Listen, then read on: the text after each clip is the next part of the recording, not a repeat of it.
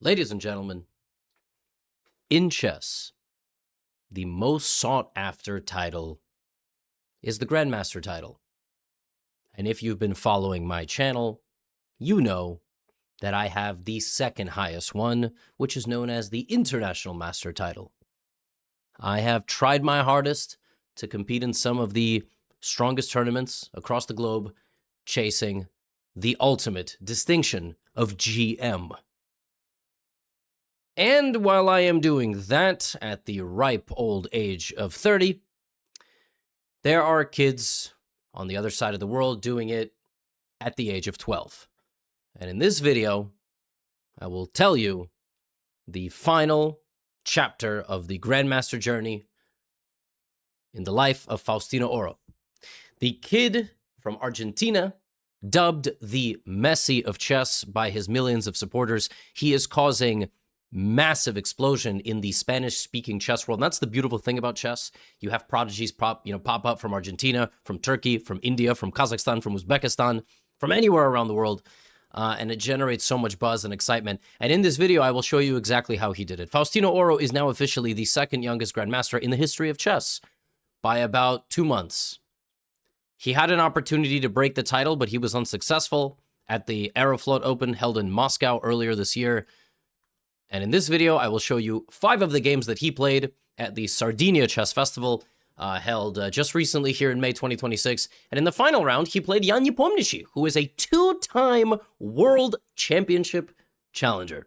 And that is how this young man got it. First round, he played against Gerard Larched, who actually I played 7 years ago. Faustino didn't even know how to play chess yet. Literally, he learned chess in 2020. When I played Gerard, I'm pretty sure I played him in 2019. Faustino didn't know how to play chess yet, which is just absolutely mind-blowing. E4, D6, and this is just an appetizer game. This is Faustino, already rated 2,500 versus a 2,100. How long will a 2,100 rated player survive against the powerful energy of 2,500 youth?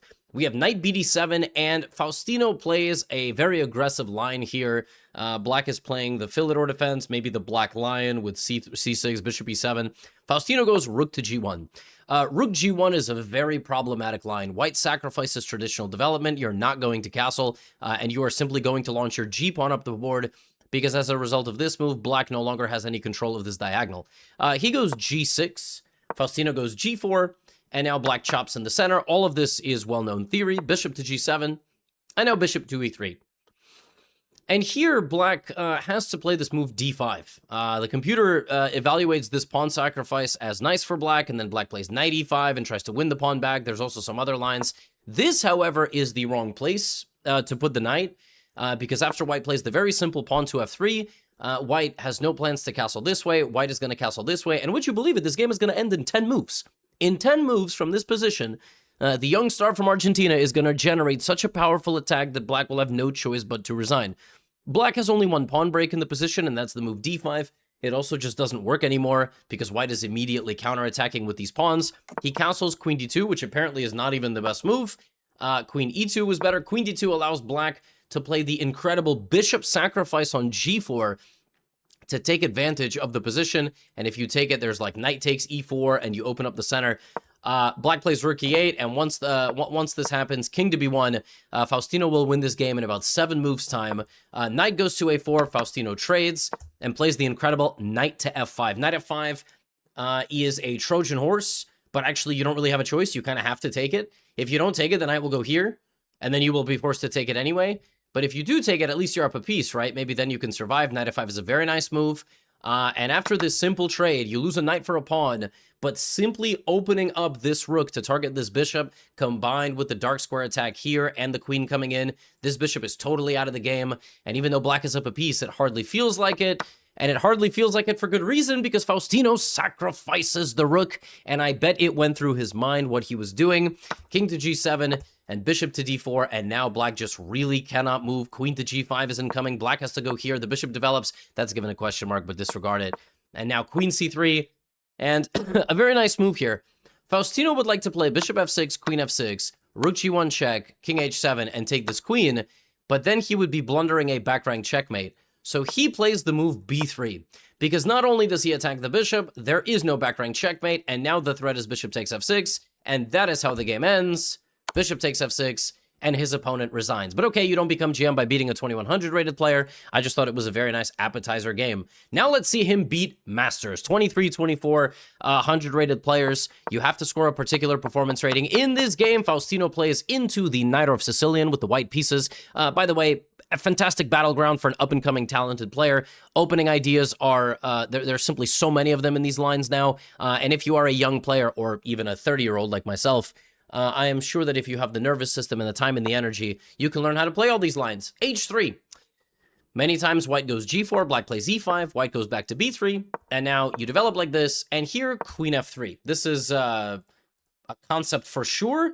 You have ideas to put a knight on D5, maybe G4 and G5, and to kick the knight away. It's all about the D5 square in the Najdorf. Black plays knight BD7, and Faustino plays knight D5 immediately. Nowadays, in these positions, they are playing knight D5 very quickly because they feel like they clarify the structure, castles, long castles, and yeah, I mean, you're gonna win and lose by virtue of attacking. Black here is going to try to do something like this, and white is going to try to do something like this. And then in the skirmish, there will be some trades of knights for bishops. White will try to play, you know, the entire game against this structure somehow, like here, and maybe use the queenside majority to win an endgame.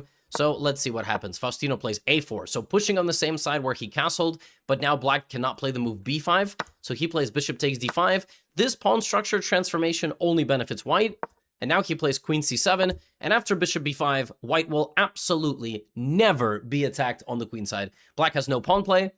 Black has no piece play either. If he plays knight b6 or knight c5, you can even just take the piece, and then white will start his own attack. So black plays rook c8, Faustino plays c3, doesn't blunder checkmate, and now there are no infiltration spots whatsoever. Not one. With black, you can maybe play knight e8, knight c7, and try to get rid of the bishop, but where do you put your queen? Knight b6. And I love this very simple move from Faustino. He just trades the bishop for the knight. I mean, this looks like an absurd decision, but when you really boil it down, this bishop will never participate in the game. This rook is stuck. This rook's not attacking anything. And you simply play a move like king b1, and you ask black, what are you doing next? If you play knight to e8, it is certainly the most natural move. That is exactly what he plays. And now Faustino reroutes his knight to the middle of the board, queen back to d8, h4. And it's actually white who is threatening an attack, despite it seeming like it's going to take a bunch of time, and black playing moves like knight c7. There is no breakthrough. At some point, black might have to sacrifice the pawn. He continues the journey. White plays h5, knight c5, bishop c2. There is still nothing. It took black like 6 moves to get here. He plays bishop g5. Voluntarily going for tactics, but honestly, white is just like a moment away here from playing knight e4, trading, and continuing this attack. Opposite colored bishops, of course, benefit the attacking player because the enemy bishop can't defend. Queen f5, Faustino is in, Faustino takes on d2, he's now a pawn up and has a good position, and rook d1 is a mistake. f4 was even stronger here, sacrificing a pawn just to open up the f-file, but Faustino goes here. Black makes a run for it. He does actually get back into the game right around here had he taken with the pawn, but Faustino, in typical, you know, Magnesian style of chess, he wins this position simply by converting into an endgame. He will go up a piece here. All he has to do is avoid too many trades, and that way he will not have enough pawns on the board, but he is very methodical. He's also a very good endgame player. King b2, king c3, you're going to win this pawn is stopped, these 2 pawns are there. Very clean game. Very clean game. Maybe right here he missed a chance to completely, you know, hammer it home. f4 would have been vicious. If pawn takes, you completely shut down the king's escape. And if queen takes, you have the amazing resource rook d1, and then you go to the f-file. All right, that's a little bit tricky, a little bit complicated, but that was yet another win. Now, how do you win with the black pieces? This is the hardest thing as a 2500 rated player because people who are 2200 up to 2500 and even 2600 nowadays with knowledge of openings and courses, they can draw you. Like they can play on equal grounds with you. In this game, the opponent with the white pieces who just has the most Italian name. White has a name like if I was trying to pretend to impersonate, like if I was trying to impersonate somebody from The Sopranos, hey, you gotta go see Guido Caprio. Guido Caprio, so, you know, he owns the butcher shop, you know, over on Canary Street, you know. Guido, yeah, the guy who makes the fresh mozzarella, yeah, rolls it with his hands for 50 years. I mean, this is like Guido Caprio, really? Bro's name is Guido. It's incredible. It's amazing. Amazing. He could be in a Bronx. What is that? Bronx Tale? Great movie. Anyway, Castles, Sopranos, Goodfellas. I mean, get this guy into this stuff, you know? Anyway, knight c6. So in this game, Guido plays whatever on earth this is. It's like a Catalan, except the pawn got stuck on d3. Very solid line. Faustino immediately instigates, takes the center, down 25 minutes on the clock. Really, the skill is, how do you provoke a master-level player into a battle with you where you have to take some calculated risks? White plays e3, Faustino captures, and plays knight g4. Knight g4 is a little much. There's some other moves here, like rook e8, like developing this bishop. But he plays knight g4, baits the bishop this way. And now if he really wanted to commit, maybe he needed to go for f6, but he simply drops the bishop back. And here the computer likes white's position. It thinks he has good pressure. Kick away the knight, you know, put a rook on e1. Yeah, and I mean, the knight is going to go back. You know, you're going to kick it out. Apparently, knight d4 was the best move. Knight d4 was a really good move here because after this trade, of course, black is not stupid enough to do this. You know, after something like c5, the knight comes back and there's good pressure here. And then after knight d7, the game is very much alive. You know, white can try to maneuver the knight somehow. I like ideas like h4 followed by knight g5, knight e4, knight c3. That also looks nice to me. Anyway, he goes here, and that's not the right choice. So queen a4 is incorrect. It's the incorrect option. Faustino plays this move. He obviously doesn't take the knight to lose the rook. And white now plays knight c3, which white could have played here and not played queen a4. So not really clear. Maybe his idea was... I don't know. I don't know what his idea was, but he just plays knight c3, and these two moves only benefit... I think they only benefit black. But probably Guido was relying on this. And at the end of the day, he was like, if it doesn't work out on the chessboard, I could always, you know, I could call in a favor, you know?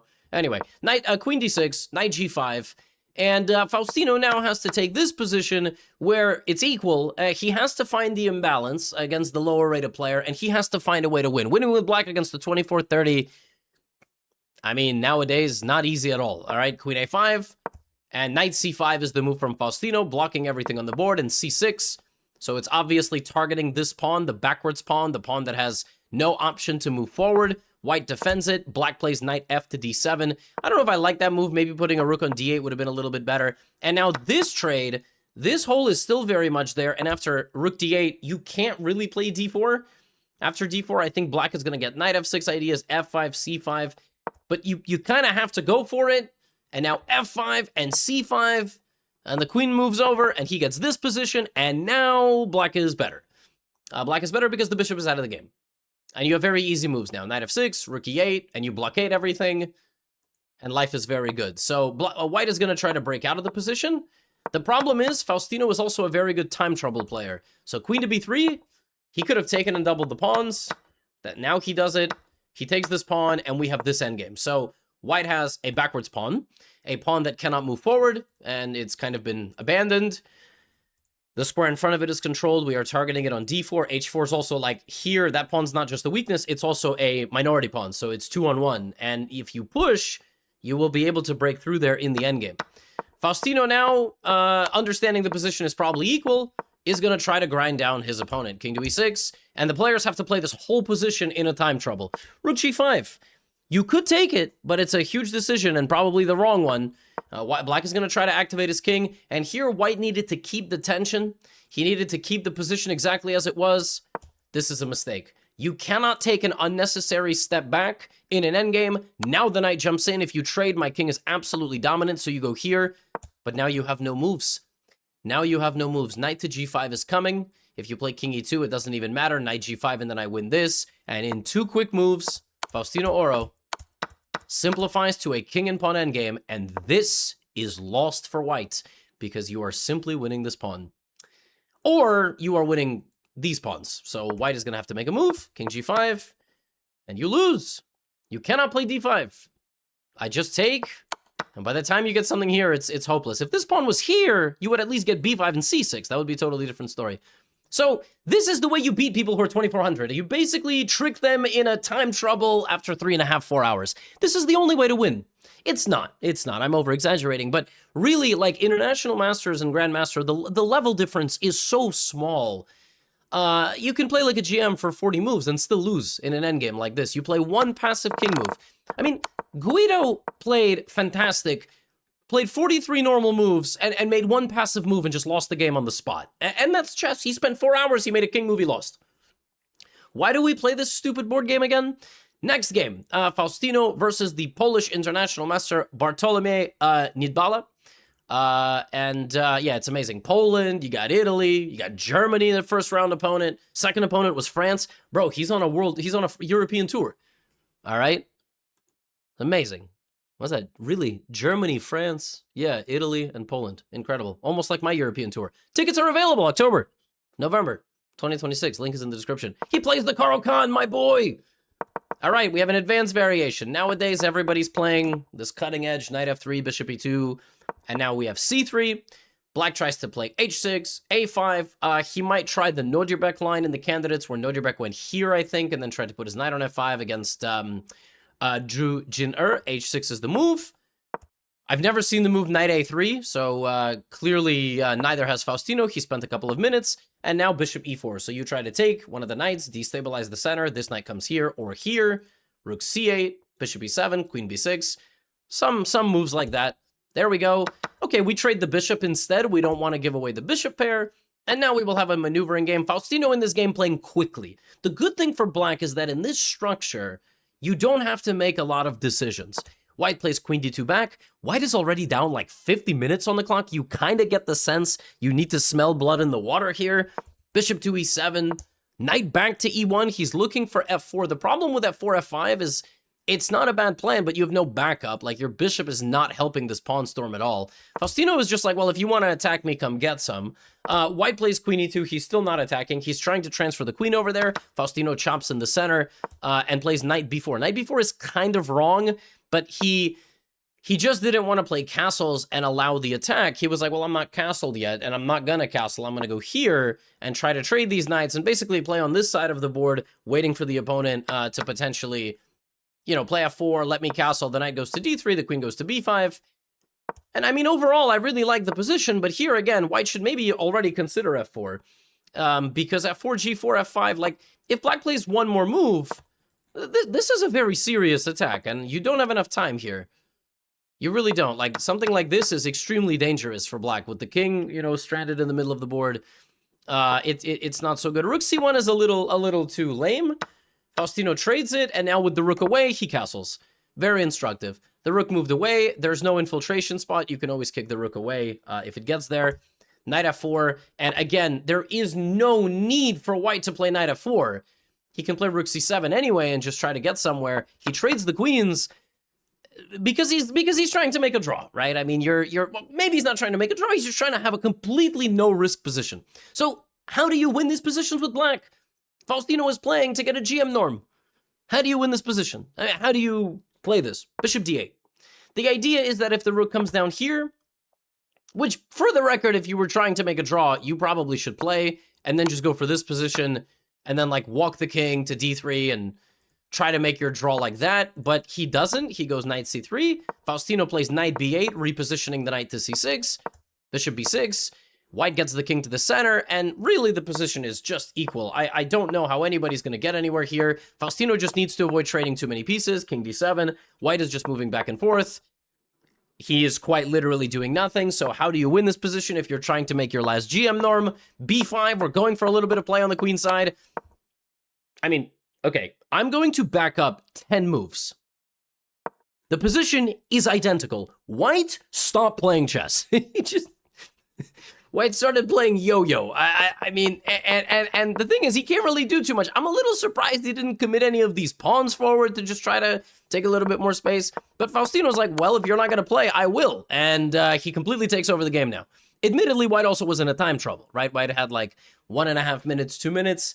So he was, he was a little bit passive. But again, like, Faustino is beating people with aura.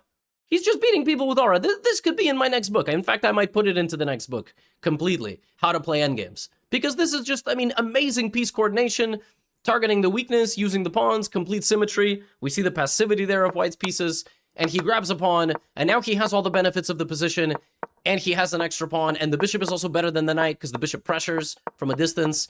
And now he brings the king. Very instructive. Look at this queenside infiltration. Just an amazing game, but white kind of made it easier for him. You know what I mean? Like, if you look at white's pawn structure, if you look at white's pawns, they didn't move from the opening. So I'm going to click on move 3. Forget about any of these pawns.